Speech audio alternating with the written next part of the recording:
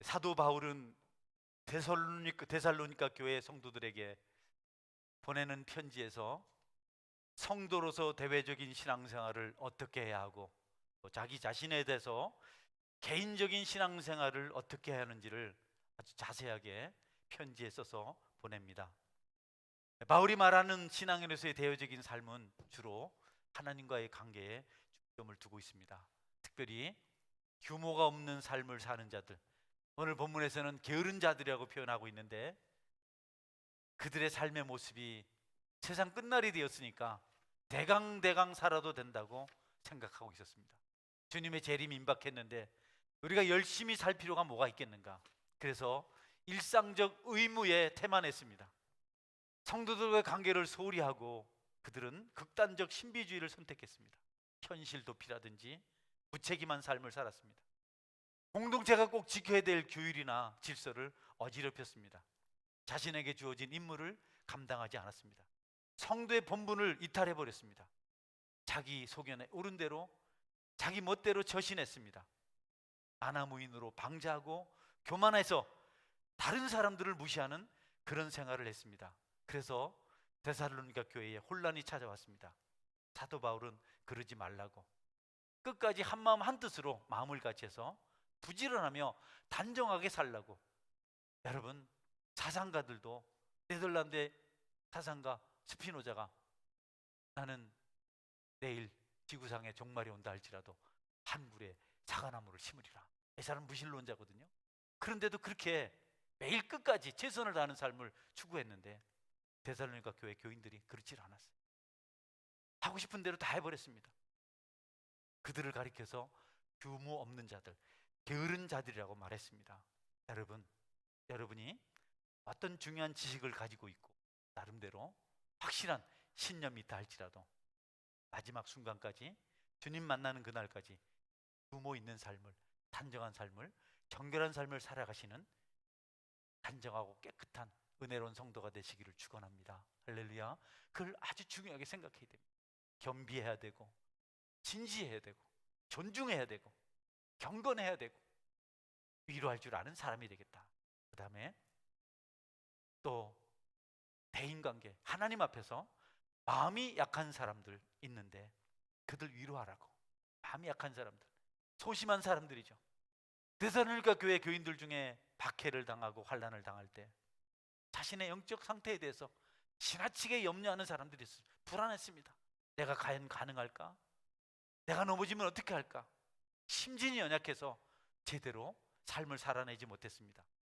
그래서 데살로니가 교인들에게 그런 이들을 외면하고 비난하고 웃지 말고 그들을 격려하고 위로하라고 말씀하고 있습니다. 낙심한 사람들, 불행을 당한 사람들, 범죄에 빠진 사람들, 그들 도와주라고, 친구가 되어주라고 그렇게 말씀합니다. 용기를 되찾아주고 죄에서 실패한 자들을 죄로부터 벗어나게 하여 주시고, 여러분, 정죄도 비난도 그들을 돕는 것 중에 부정적인 측면에서 한 방법입니다. 왜 당신 그 모양이야? 내가 그렇게밖에 못해. 이것도 여러분 한 방법이 될 수 있는데, 하나님 우리가 그러지 말고 너도 동일한 실패자가 아니냐, 너도 동일한 죄인이 아니냐, 그렇게 하지 말고 피차 자격 미달인 죄인끼리 서로 다투지 말고 그의 아픔을 격려하고 이해하고 도와서 일으켜 세우라고 말씀하고 있습니다.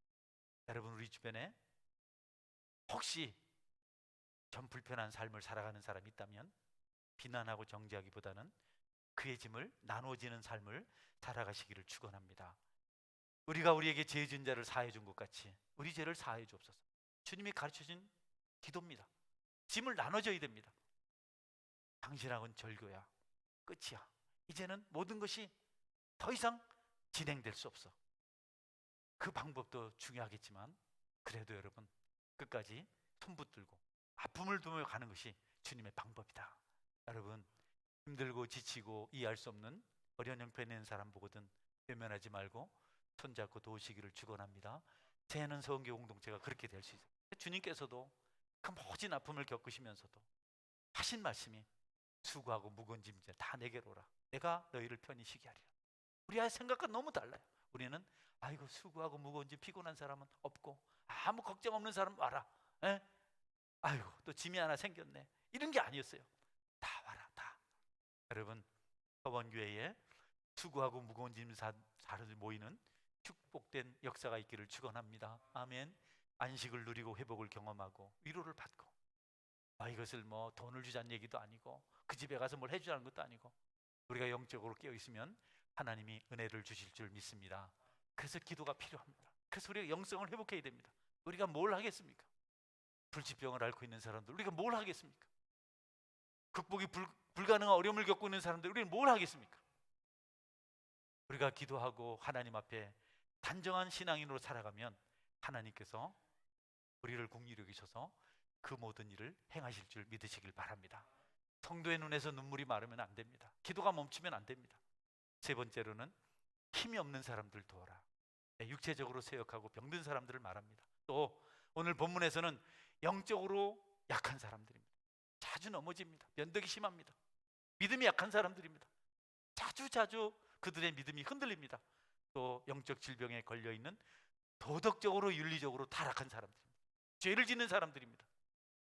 그런데 그들을 여러분, 유혹에 약하다고 아이고 구제불능이야 이러지 말고, 윤리의식이 부재한 사람들, 잘 살아야 된다고 말은 하지만 실제로 삶의 능력이 없는 사람들을 보면 똑바로 살아, 바르게 해, 죄짓지 마라, 그러다 벌받아, 그러지 말고, 여러분 나도 지켜지 못했어, 하나님 도우셨어, 여러분 이렇게 좀 그들을 도우라는 겁니다. 반란과 핍박을 두려워하지만 극복할 힘이 없는 사람들이 있습니다. 이래서는 안 되지, 이러지 말아야지. 그런데 그렇게 하는 사람들이 얼마나 많은지 모릅니다. 결심을 골백번 합니다. 저는 신혼 초에 교회를 섬긴다는 이유로 아내를 제일 많이 힘들게 했습니다. 그 아내가 너무 힘들어해서 위로할 거라고 10가지 약속을 했습니다. 10계명은 하나님만 하는 건데 나도 10가지를 했는데 지금까지 하나도 못 지키고 있습니다.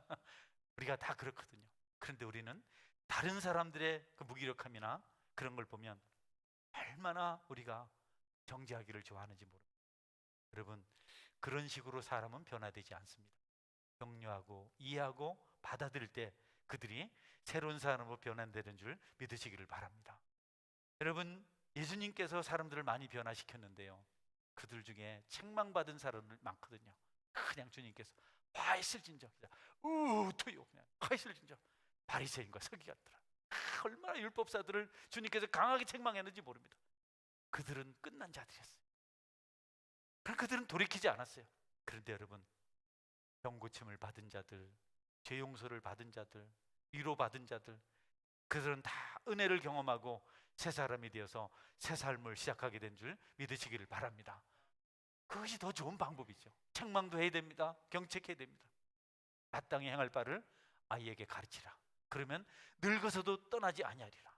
아이를 때리는 것을 겁내지 말아라. 죽지 않을 것이다. 이렇게 말씀하시기도 했어요. 그러나 여러분, 어릴 때나 가능하지 나이 들면 더 이상 책망이 큰 의미가 없습니다. 다 정해져 있습니다. 방법은 은혜를 받는 것이다. 힘든 자들, 지쳐있는 자들, 삶에 찌들어서 벗어날 방법이 없는 사람들, 구겨진 인생을 여러분 비난하고 소외시키고 멀리할 것이 아니라 우리 주님 닮은 모습으로 그들을 사랑하라, 이렇게 말씀하고 있습니다. 예수님 하늘 보좌를 버리고 낮고 낮은 이 땅에 오셨습니다. 그리고 모든 비천한 자들, 상처 입은 자들, 죄인들을 불러 세우셨습니다. 내가 너희들을 위해서 왔다. 내가 너희들을 살리려고 왔다. 너희들의 죄를 짊어지고 너희들의 연약함을 짊어지고 너희들의 병을 짊어지려고 내가 왔다. 많은 사람들이 십자가 앞에 모였습니다. 주님이 그렇게 하는 것을 알고 하나둘 저와 여러분까지 그곳에 이르게 되었습니다. 여러분, 사람들이 교회를 왜 찾아올까요? 제가 알기로는 거의 대다수 하나님 위로와 사랑이 필요해서 오는 줄 압니다.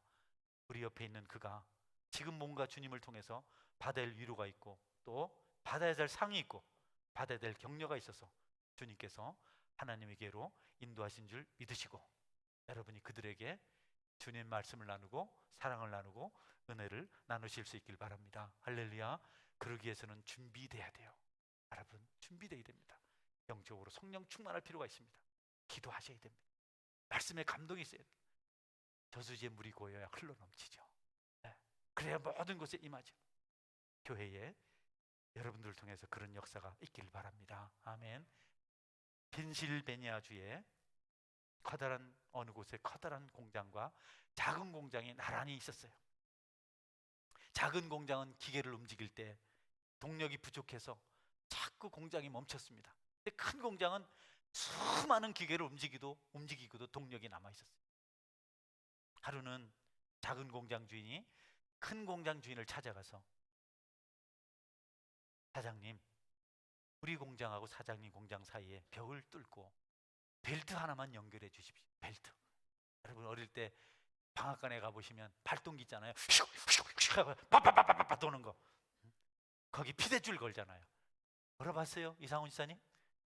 해봤어요. 다 걸면 그 발동기에 방앗간의 모든 기계들이 같이 동작이 돼. 그래서 그 피대줄 하나만 연결해 달라고. 근데 그 큰 공장 사장님이 연결해 줬어요. 네. 그러니까 작은 공장은 막 그거 가지고 열심히 가동이 됐어요. 오래지 않아서 작은 공장도 훌륭한 큰 공장으로 발전했습니다. 여러분, 우리가 가진 은혜를, 받은 은혜를 나누시는, 흘려보내는 축복이 있기를 축원합니다. 네, 그것 가지고, 받은 것 가지고 정죄나 하고 높은 자리에 있다고 호령하려고 하고 비난하고 하면 하나님이 그 은혜를 거둬가세요. 그리스도의 능력과 힘의 줄과 우리가 연결해서 산다면 또 다른 이들에게 그것을 연결해 줄 필요가 반드시 있다. 성경은 이와 같은 삶을 살기 위해서 여러 가지가 필요하겠지만 가장 중요한 것을 말씀하고 있는데, 오래 참으라 이렇게 하셨어요. 따라하세요. 오래 참으라. 네, 오래 참으라. 좀 참아라. 오래 참으라. 몇 년 살다가 끝내지 말고, 20년 살다 끝내지 말고 오래 참으라. 천국 가는 그날까지 참으라. 너는 왜 이렇게 잘못을 많이 하냐? 지긋지긋하다. 전에도 잘못했더니 또 그러냐? 너 같은 인간은 인간이 아니야. 이런 말 하지 말고 70번씩 7번, 7번씩 70번 참으라고 하셨는데, 여러분, 환경에 관해서는 인내하고 대인관계에서는 오래 참아야 됩니다. 여러분을 비난하고 교회를 반대하고 괴롭히고 복음을 천시 여겨도 적대시하지 말고 오래 참으라고 말씀하셨습니다. 적대적으로 대립구도로 가가지고는 절대로 사람을 얻지 못하지만 당하고 참으면 기적의 역사가 일어납니다. 할렐루야. 한 번 참고, 두 번 참고, 세 번 참고, 네 번 당하고, 5번 당하면 나중에 그분들의 마음이 조금씩 녹아서 어느 날 죄를 회개하고 돌아올 수 있지만, 보복하면 원수가 되는 겁니다. 여러분, 그가 깨닫고 회개할 때까지 용서하며 오래 참는 것이 하나님의 방법이다. 예수님이 십자가에서 그 모범을 보이셨습니다. 마태복음 5장 44절 45절 말씀입니다. 나는 너희에게 이르노니 너희 원수를 사랑하며 너희를 박해하는 자를 위하여 기도하라. 이같이 한즉 하늘에 계신 너희 아버지의 아들이 되리니 이는 하나님이 그 해를 악인과 선인에게 비추시며 비를 의로운 자와 불의한 자에게 내려주심이라. 아멘. 여러분, 비가 막 가물 때 내릴 때 교회 다니는 사람 눈에만 비가 오든가요? 안 다니는 사람 눈에도 비가 오든가요? 다 비가 내립니다. 햇빛이 딱 나면 그냥 무당집에는 햇빛이 안 비치든가요? 하나님은요, 의인과 악인 모두에게 하늘의 것을 주십니다. 아멘. 하나님이 그렇게 하는데 우리가, 하나님보다 못한 우리가 뭐 여기저기 따져서 여기는 잘해주고 저긴 잘못해주고 이런 거는 안 된다는 겁니다. 그들은 그리할지라도 여러분은 동일한 사랑을 베푸시기를 주님의 이름으로 축원합니다.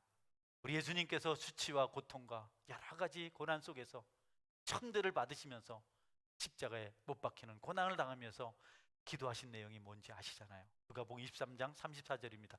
다 같이 한번 읽어볼까요? 읽습니다. 시작. 이에 예수께서 이르시되 아버지 저들을 사하여 주옵소서, 자기들이 하는 것을 알지 못함이니이다 하시더라. 네. 예수님이요, 억울하게 당하거든요. 힘도 많으시거든요. 그런데 그분 우리를 불쌍히 여기셨어요. 우리에게 있는 대제사장은 우리의 연약함을 공정하지 못하실 리가 아니요, 우리와 한결같이 시험을 받으시니로되 죄는 없으시도다. 네. 그분은 죄도 없으시면서 그 아픔을 당하시고 우리를 사랑해 주셨어요. 오늘 저와 여러분이 그 은혜 가운데 사는 줄 믿으시기 바랍니다. 그럼 그 은혜를 받았으면 이제 원수를 미워하지 말고 정죄하지 말고 사랑하라고, 용서하라고, 오래 참으라고, 참고 또 참으라고. 한 번 참았다, 두 번 참았다, 세 번이 돼 한 번만 더 말지 빠바바바박.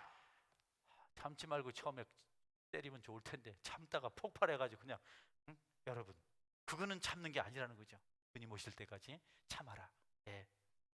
그것이 덮는 길이다. 형제를 돌아오게 하는 방법이다. 본문 14절 말씀을 한 번 더 보겠습니다. 또 형제들아 너희를 권면하노니 게으른 자들을 권계하며 마음이 약한 자들을 격려하고 힘이 없는 자들을 붙들어주며 모든 사람에게 오래 참으라. 같이 읽어볼까요? 또 형제들아 너희를 권면하노니 게으른 자들을 권계하며 마음이 약한 자들을 격려하고 힘이 없는 자들을 붙들어주며 모든 사람에게 오래 참으라.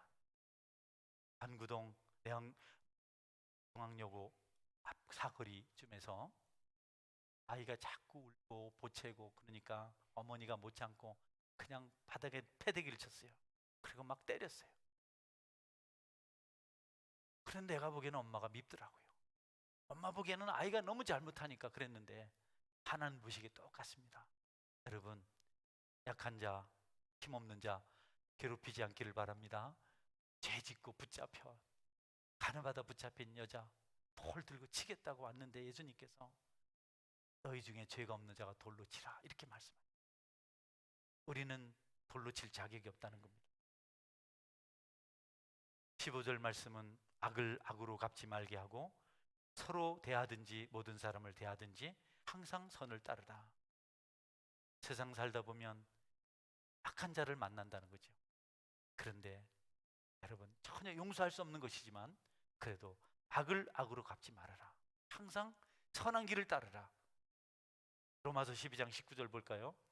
내 사랑하는 자들아 너희가 친히 원수를 갚지 말고 하나님의 진노하심에 맡기라.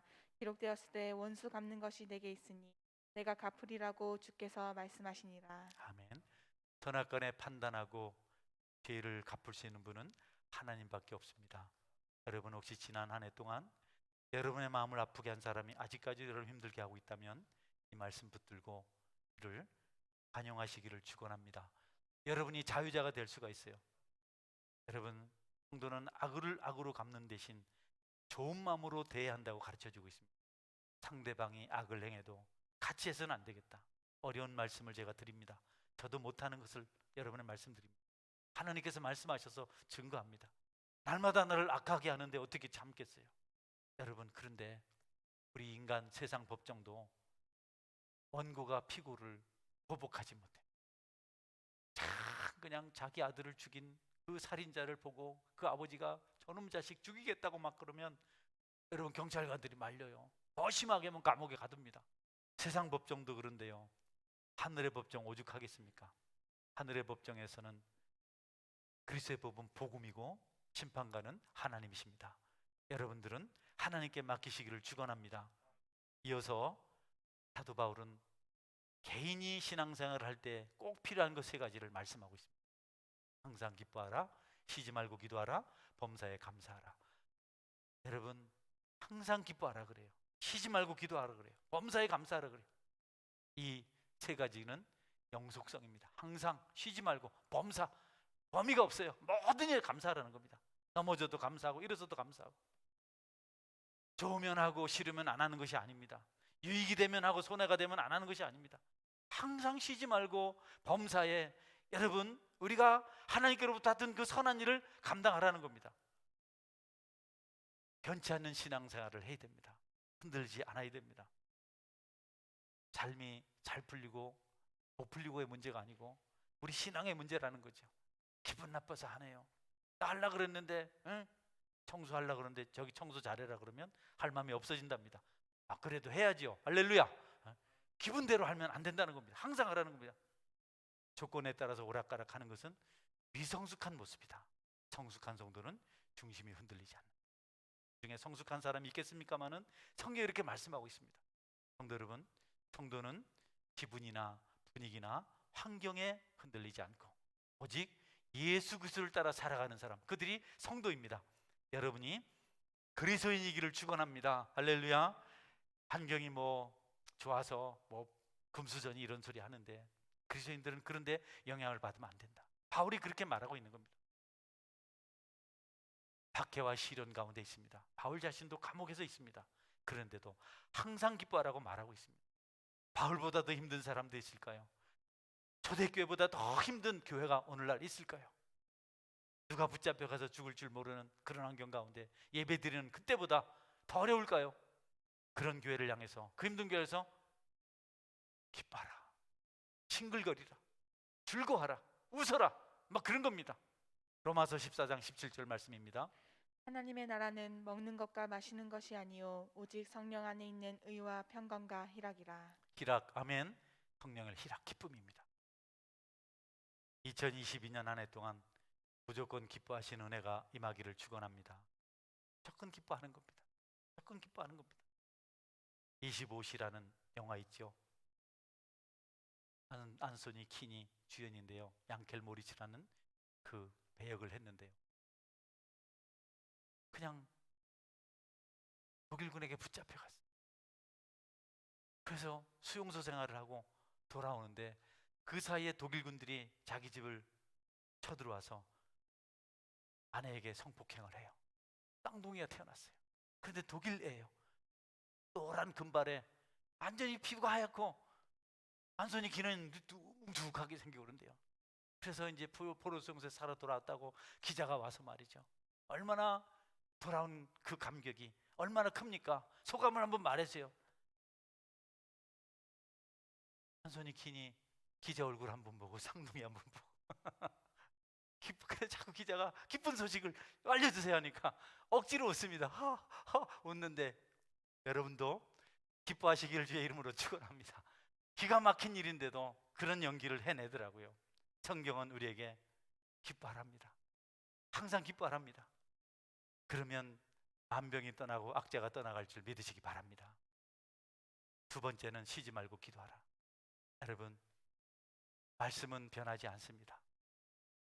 말씀은 기도하는 사람들을 축복하십니다. 하나님 말씀이 우리에게 말씀하셨기 때문에 우리는 기도합니다. 기분이 안 좋아요. 피곤해요. 기도 응답될 것 같지 않아요. 오늘 기도가 좀 찝찝해요. 분위기 안 맞아요. 아무 관계 없습니다. 하나님, 쉬지 말고 기도하라고 해서 기도합니다. 아멘. 그겁니다. 나 쉬지 말고 기도하라고 해서 기도합니다. 내 기도가 지금 깊이가 있는지 잘 모르겠어요. 그래도 기도합니다. 하나님께서 들으십니다. 변함없이 한결같은 마음으로 비가 오나 눈이 오나 기쁠 때나 슬플 때나 쉬지 말고 기도하라. 여러분이 24시간 기도할 수는 없잖아요. 그래서 약속하세요. 나는 이 시간 하나님께 기도하는 시간이다.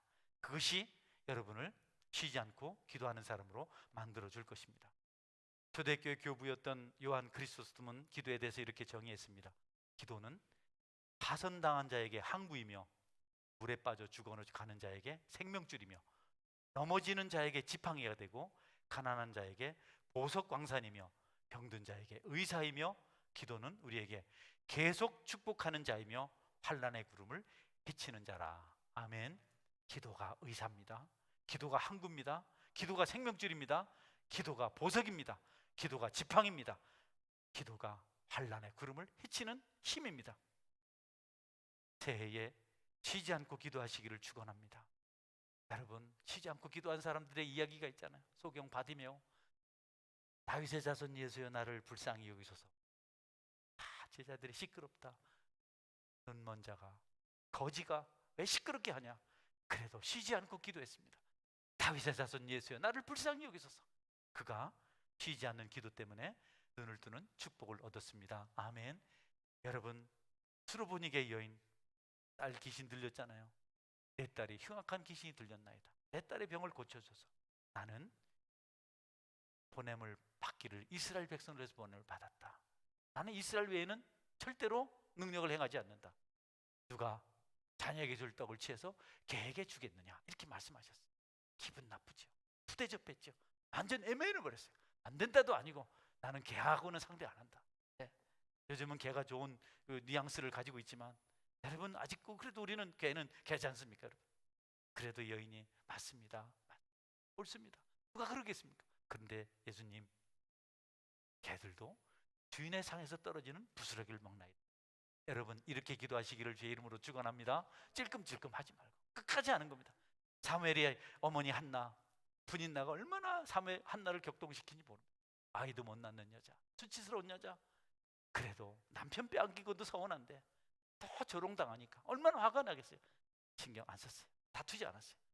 매년 실로 성전에 가면 기도했습니다. 하나님, 내게 아이 하나 주시면 하나님께 드리겠습니다.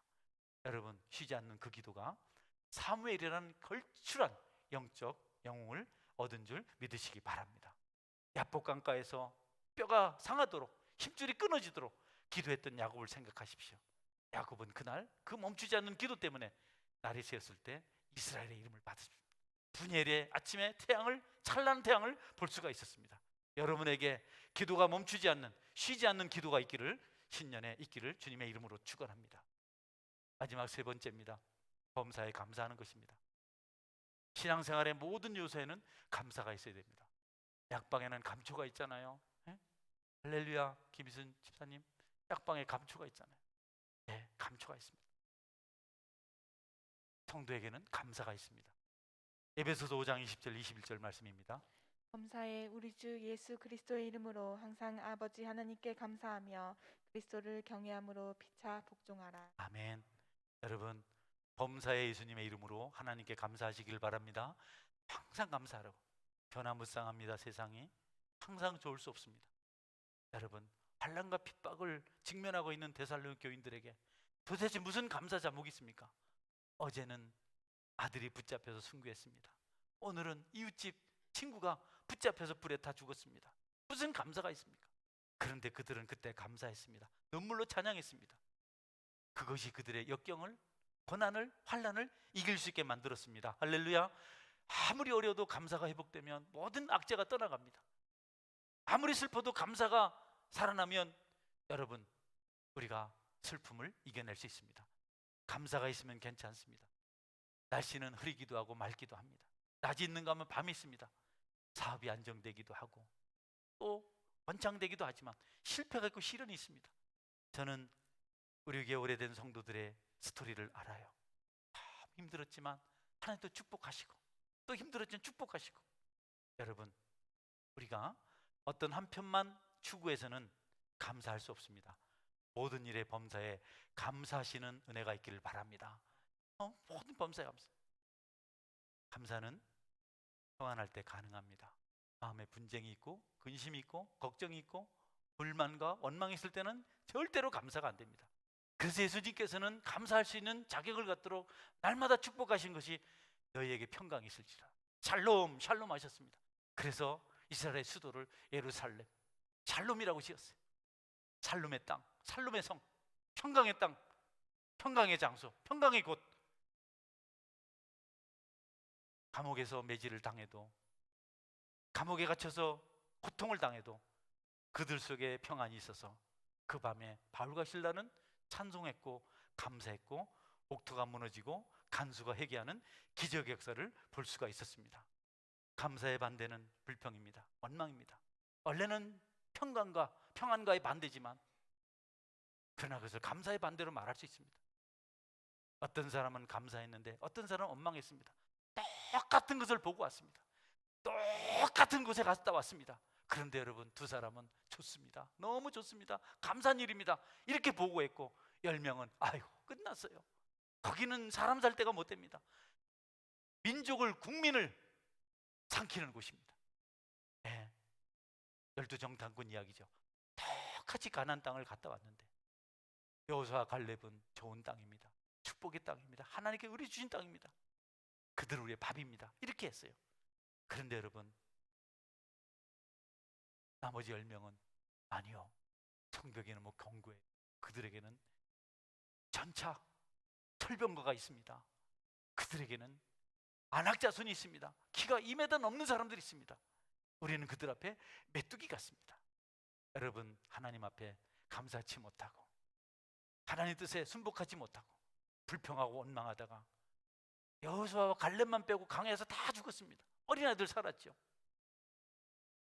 감사가 없는 사람은 항상 어둡고 침침합니다. 굳어져 있습니다. 기쁨이 없습니다. 기도가 없습니다. 아무것도 안 됩니다. 그래서 바울 사도는 우리를 생각해서, 데살로니가 교회를 생각해서 범사에 감사하라, 모든 일에 감사하라, 여러분, 감사는 약방의 감초 같은 것입니다. 여러분 신앙생활 모든 배경에 항상 멈추지 않는 감사가 있기를 바랍니다. 예수님은 빗세대 들판에 남자만 5,000명, 아이들, 여자들, 신학자들은 2만 명 넘다고 추산을 해요. 그 사람들이 배고팠어요. 그래서 그들을 먹이라고, 먹게 하라고 제자들에게 말했더니 이 핑계 저 핑계 됩니다. 그런데 주님의 뜻을 알고 어린아이가 새카만 보리개떡 5개, 그 다음에 말라 비틀어진 소금에 절인 생선 2마리 담겨진 포통이를 제자들에게 갖다 줬어요. 이거 사람들에게 이거라도 줬으면 좋겠습니다. 여러분, 뭡니까 지금? 배고파 죽어가는 사람이, 힘들어 지쳐가는 사람들이 2만 명이나 됐는데 예수님에게 그걸 가져왔어요. 네? 이걸 가지고 놨더라 어쩌라고 말이지. 이걸로 사람을 어떻게 먹이냐 말이지. 이렇게 하지 않으시고 감사하시고 축사하셨더니 그것 가지고 여러분 다 먹이고 12강주리가 남았습니다. 할렐루야. 감사의 능력입니다. 감사의 능력입니다. 성경 말씀이죠. 새로워지고 축복받고 행복해지고 잘되고 싶고 다른 사람에게도 위로를 주길 원하신다면 여러분 감사하시기를 제 이름으로 축원합니다. 평강이 여러분에게 있어서 평생을 감사하며 기도하고 기뻐하고 많은 사람을 위로하는 능력의 성도가 되시기를 축원합니다. 아멘. 같이 기도하겠습니다. 기도할 때 하나님, 내가 규모 있는 삶을 살길 원합니다. 약한 자들, 힘든 자들을 위로하길 원합니다. 여러분, 내가 좋아하는 사람 찾아가는 거 아닙니다. 주님 이 땅에 오셨잖아요. 왜 힘든 사람은 외면하고 좀 성질이 사납다고 그냥 따돌리고 그렇게 합니까? 왜 끝까지 못 참습니까? 그래서는 안 됩니다. 어렵고 힘든 곳에 가셔야죠. 주님 믿는다고 날마다 주님같이 살겠다 하면서 어렵고 힘든 건 싫어하고. 그리고 여러분 항상 기뻐하십시오. 말씀을 근거로 여러분에게 증거하는 겁니다. 제가 못하는 건데 말씀이 그래 하시니까 쉬지 말고 기도하십시오. 기도 멈추면 안 됩니다. 24시간 기도할 수 없으니 기도 시간을 정하십시오. 그리고 여러분 감사하십시오. 건강이 있어서 감사가 나오는 영성이 우리에게 필요하다. 우리 이것 가지고 같이 한번 기도하겠습니다. 기도합니다.